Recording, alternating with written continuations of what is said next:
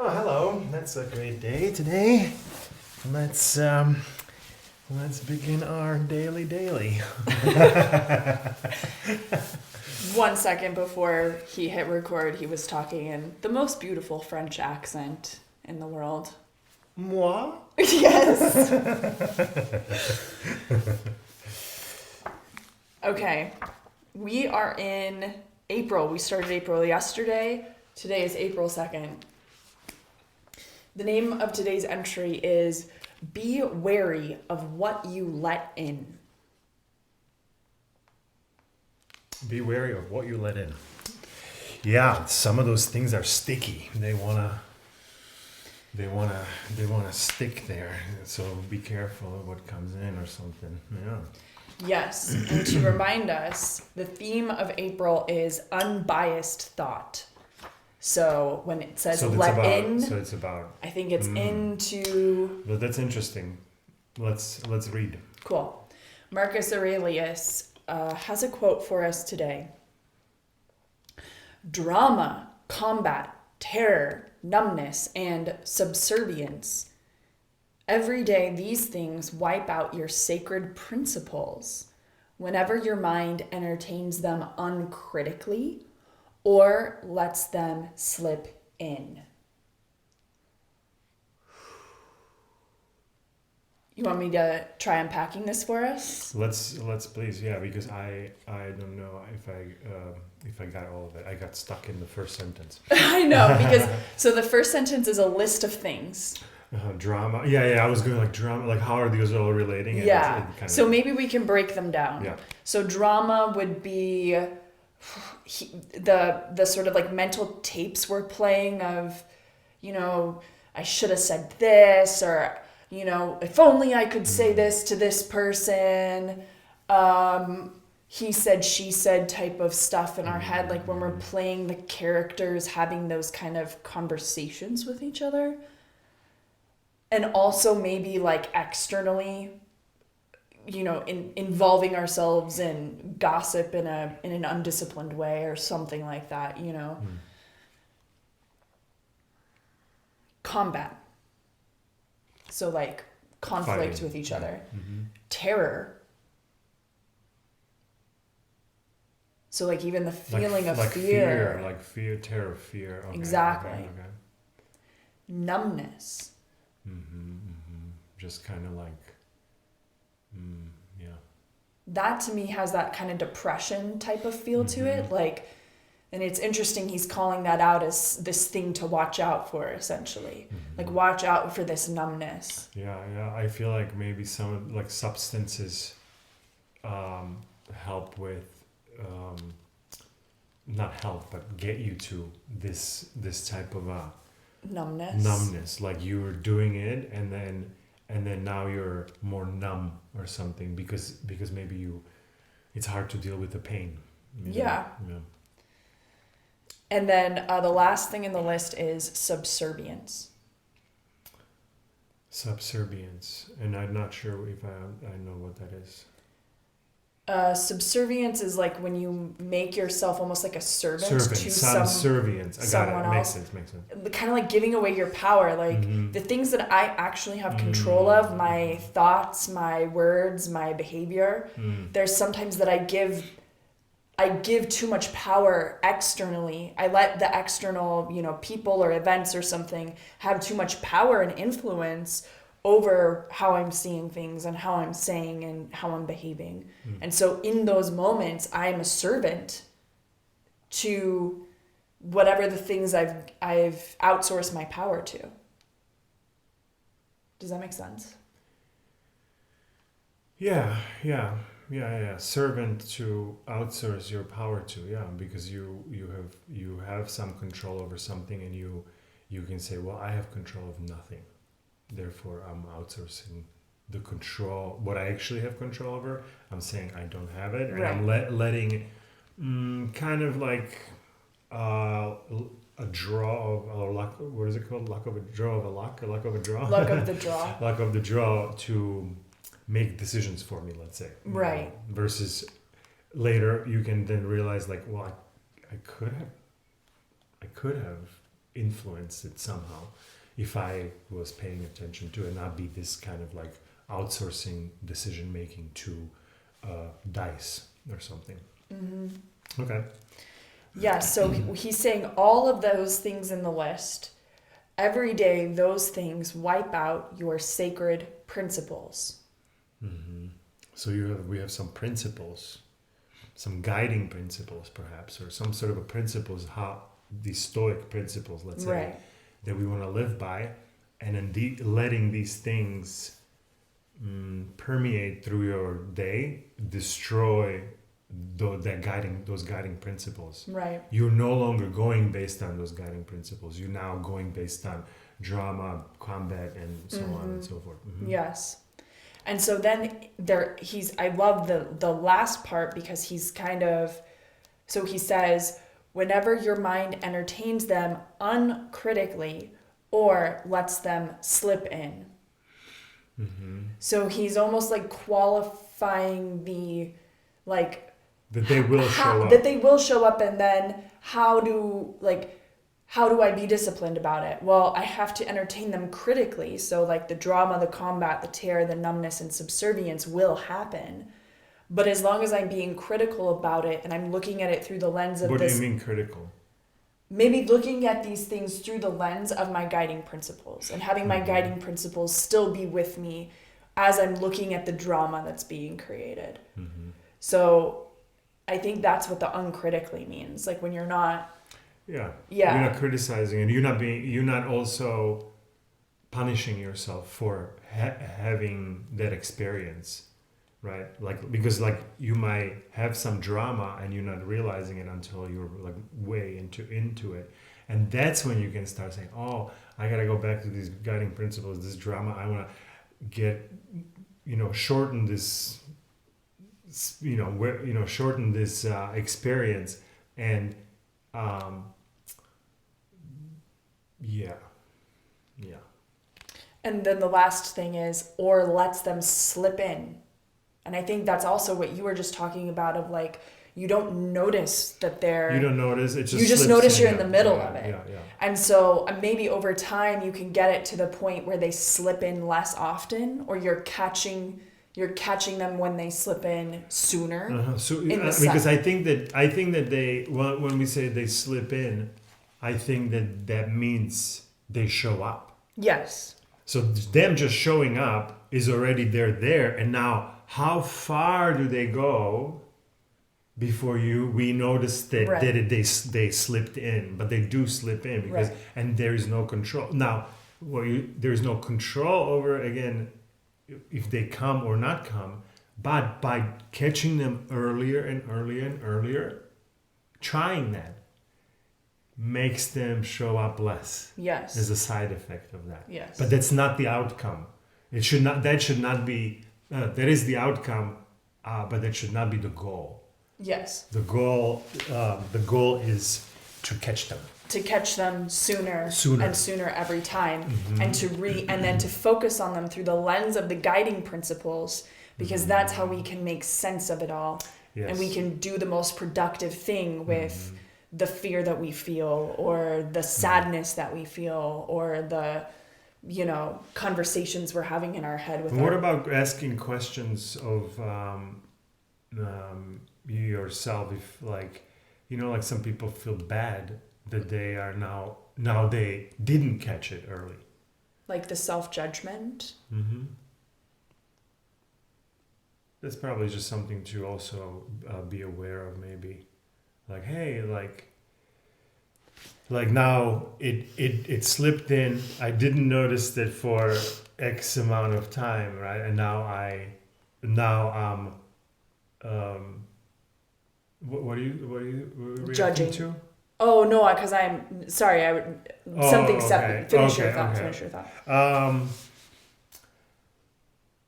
The judgment, like you notice that. Yeah, the judgment. Essentially, that the judgment is normal to have it, and then essentially you want to move on from that as well. Yes, because I was like, you said the judgment, like what about it? And so then I was like, well, what on this list do I think, does it seem like judgment maybe falls underneath this bucket? Mm-hmm. And the thing that makes the most sense to me, if you who are watching this think something else, I'd love to know in the comments. I think it's drama. Like, I think when we feel like judgmental towards ourselves, it's a form of drama because we're creating this story about how we're not good enough and we're so special in this sort of negative way. And so then that, like what you're saying, is something else to catch because it is itself a piece of drama that's coming through the system. And so the goal there is the same goal as what we've been talking about, which is to catch yourself, notice it as soon as possible. Yeah, I agree with that, and I also see drama in the other ones. Like combat is also a drama. Yeah. And sorry, what is this? Terror. Yeah, like being afraid of something so much that it's almost terrorizing is also kind of a form of drama in some sort of a way. So it's like adding to, like, it's all very dramatic. And so that's maybe a good, like whenever there's drama, I should be, that's my kind of, that could be my trigger or something to like, oh, hey, this is way too dramatic right now. So therefore I need to be more watching out for what I'm letting in and kind of like, where am I, in my guiding principles or in my, life principles, how I want to actually present myself or something. Yeah. Sure. Yeah. If the word drama for you has like a concrete, like, feeling that you could notice or something, you know what I mean? That's, it just might be it might not be. Yeah. You might be fighting and you're not considering it drama. You consider it a fight, but it's interesting because the drama kind of connects them all together or something. It could be also why he put it first. Could be, yeah. Okay, here's Ryan Holiday's interpretation. How much harder is it to do the right thing when you're surrounded by people with low standards? How much harder is it to be positive and empathetic inside the negativity bubble of television chatter?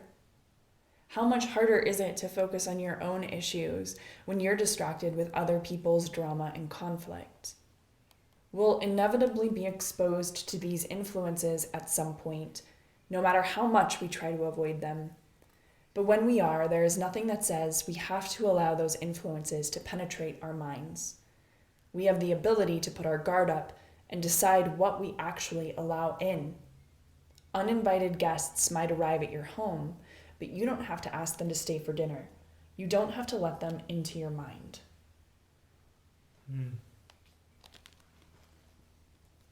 Yeah, that's good. I like it. The letting them in. That's where it's little. That's when my mind goes. It's like, well, letting them in. Like, again, like, I don't know if we have a choice to necessarily not let them in. I think that they arrive, maybe you don't serve them dinner is a great, right? Like, you do have to open the door and let them in, right? Because they are coming one way or the other, right? Otherwise if you kid yourself and say, oh, there's this thought about this thing, oh, I'm not going to think about it, like, good luck with that, as that is not going to come back. So they're going to be coming back. And so now when you have them and when you notice them, they are already in, right? Therefore, now maybe don't go be best friends with them, kind of like what Francis was saying about this, about the thoughts of like, open the door. I mentioned this before, like days before, like opening the door, letting them in and saying, hey, grab something from the fridge. I gotta go do other things. I gotta go live my life based on these standards or based on these guiding principles, if you will. So that's the only thing, like that can get confusing to say, don't let them in, because it's like, well, how? Sure. Right. If the them that's being referred to is your thoughts, the way I'm reading this is that the them he's referring to are like the outside influences, like, like the CNN news, headlines or like the gossip that people are bringing around you. And so he's sort of like saying, guard yourself from these things externally from getting too close to you. Which so you like do, don't watch CNN or something, or don't hang out with your friends who have weird opinions. well, it turns from that into what you're talking about, which is like, okay, well now whatever I fill my life with is going to trigger a cascade of thoughts of some sort. So that is what the analogy you're talking about, which I totally see exactly the same thing, which is once it gets to thoughts, it's like a stream that's coming through the system and you don't have control over that stream. You do have control, like what we were talking about. How much you get involved with it. How much you get involved with it once it happens, or how you get involved with it, which I like that Marcus calls out the guiding or the sacred principles for that, because it's sort of like, yes, okay, that's a cool way of looking at it. Like engage with the negativity, like the kind of base content through the lens of my principles. Shoot.